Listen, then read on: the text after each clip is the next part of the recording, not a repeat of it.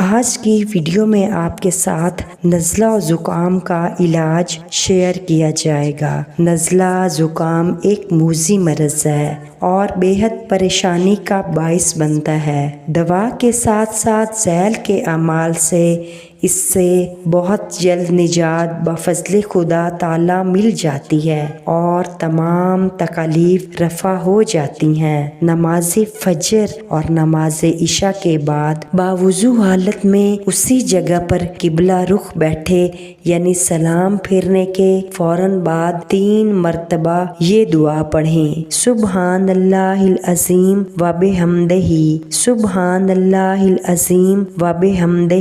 پھر 7 مرتبہ پڑھیں: لا الہ الا انت سبحانک انی کنت من الظالمین۔ پھر 3 مرتبہ سورہ فاتحہ پڑھ کر نزلہ و زکام کے مریض پر دم کیا جائے تو انشاءاللہ العزیز اچھا ہو جائے گا۔